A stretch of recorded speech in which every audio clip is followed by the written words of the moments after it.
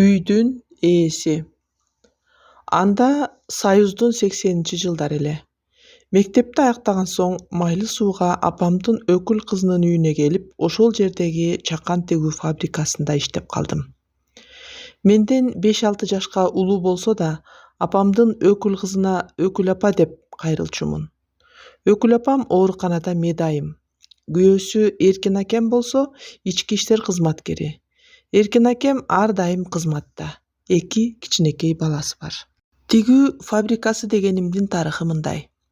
Майлысайда психологиялык жактан жабыр тарткан оорулуулардын атайын ооруканасы бар. Абдан катуу жабыркагандарын өзүнчө ооруканада, орточолорун өзүнчө, кыйла өзүнө келип калгандарын жумуш менен камсыздандырышчу. Алар үчүн атайын чакан тигүү фабрикасы иштечү. Ал жерде жазгы, жайкы, күзгү кийимдерден тартып, кышкы купайкелерге чейин даяр кылып бычып беришет. Аны жанагы психологиялык жактан ооруган оорулууларга беришет. Ошолор окшош кылып тигип кийишчү. Андан сырткары ооруканага атайын Минздрав деген жазуусу бар, ак, жашыл чыбыр гүлдөрү бар чыттан шейшеп кылып бычышат. Ошолордун баары Майлысайдагы ошол ооруканаларга, балдар бакчасына, балдардын жатып окуган мектеп-интернаттарына берилчү. Эртең мененки тамактан кийин аларды катар тизип алышып, жолдун жээги менен ооруканадан фабрикага алдында бир, артында бир медайым жетектеп келет. Түшкө чейин иштешет. Андан соң түшкү тамак маалында кайра тизип алып кетишет. Түштөн кийин дагы алып келишет. Булар дарыланып бүткөндүктөн, айрымдарына эле таблетка берилбесе, дээрлик жөн эле жашашчу ошол ооруканада. Алар толук кандуу айыккан катары эсептелинбейт.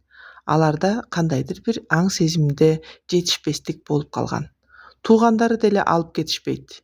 Маал-маалда кабар алышпаса, кышы-жайы ошол жерде, кадимки адамдардай фабрикада иштеп, ооруканада жашап жүрө беришчү. Биз алардын тиккен шейшептерин текшерип, кабыл алабыз. Туура эмес тиккен жерлерин сөгүп берип, кайрадан тиктиребиз. Алар менен кээде сүйлөшүп калабыз. Канчасынын тагдырларын угуп зээнин кейит.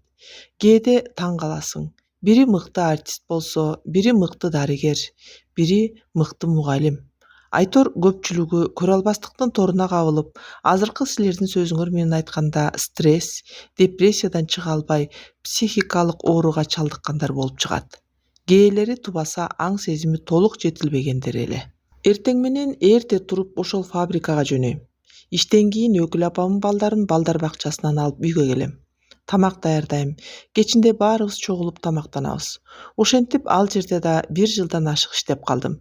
Кийинки жай мезгилинде Эркин акем командировкага кетип, үйдө өзүбүз калдык. Үйү 4 бөлмөлүү. Астында верандасы бар. Илгери баардык үйлөр ошондой, астында верандасы менен болор эле. Верандадан киргенден кийин эле биринчи бөлмөгө баарыбыз жатабыз. Эркин акем жокто ошентчүбүз. Веранданын эшигин ичинен илип, биз жаткан бөлмөнүн да эшигин илип койчубуз. Андагы илгичтер иймек темирден болчу. Ал эшиктин бир жагында салаңдап турат. Эшикти катуу жаап туруп, кийинки эшиктин кадасындагы иймек темирге илип коесуң. Кечинде да баарыбыз жаттык. Эшиктер илинүү. Бир убакта мени бирөө ойготкондой болду. Чочуп кетип көзүмдү ачсам, илинген эшик ачык. Баягы ооруканадагы оорулуулар кийген окшош кийимдерде кийим кийген бир киши мени карап туруптур.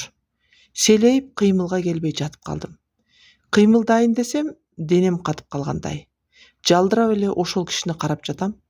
Ал мага сөөмөйү менен өзүнө чакырып, бери келсең, сага бир нерсе айтам, деп чакырып жатат. Мен турбадым, тиктеп эле жата бердим. Ал да мени чакыра берди. Ооруканадан качып чыккан тиги жиндилерденби деп да ойлоп коем. Мени менен иштеген үчүн таанып чакырып жатабы дейин десем, мындай ооруну эч көрбөптүрмүн. Бир убакта өкүл апамдын баласы кыймылдап калды. Тиги киши эшиктин ары жагына басып кетти. Ошол бойдон бир топко чейин кайра келеби деп карап жаттым. Келбеди.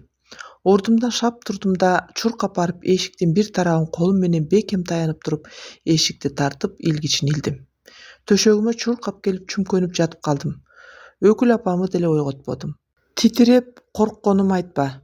Таң атканча ошол кишини кайра келеби деп аңдып жаттым. Келбеди. Келмемди келтирип жата бердим. Таң атты. Баарыбыз ордубуздан турдук. Төшөктөрүбүздү жыйнаштырып, верандага чай даярдадык. Чай ичип отуруп Өкүл апама кечки болгон окуяны айтып бердим. Өкүл апам мени унчукпай угуп отурду да бир убакта: сен аны ойлоп корко бербе.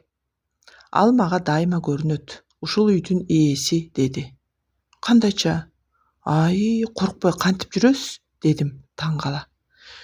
Бирок бул үйдө бир гана мага көрүнчү. Эми сага да көрүнгөн турбайбы? Көнүп кетесиң, кыжалат болбо. Айрым үйлөрдө ошондой үйдүн ээлери болот. Алар ал үйдүн мүчөлөрүнө зыяны тийбейт. Тескерисинче, кандайдыр бир жакшылык же кыйынчылык болоордо ошентип көрүнүп калат. Ошого карап даяр болосуң. Мен ошондой ойлойм, деп койду. Эмне дээримди билбей, оозум ачылып отуруп калдым. Ошондон кийин бул адам мага көрүнбөдү. Мен дагы бара-бара унуттум окшойт, коркпой калдым, деп сөзүн жыйынтыктады Жаркын эже.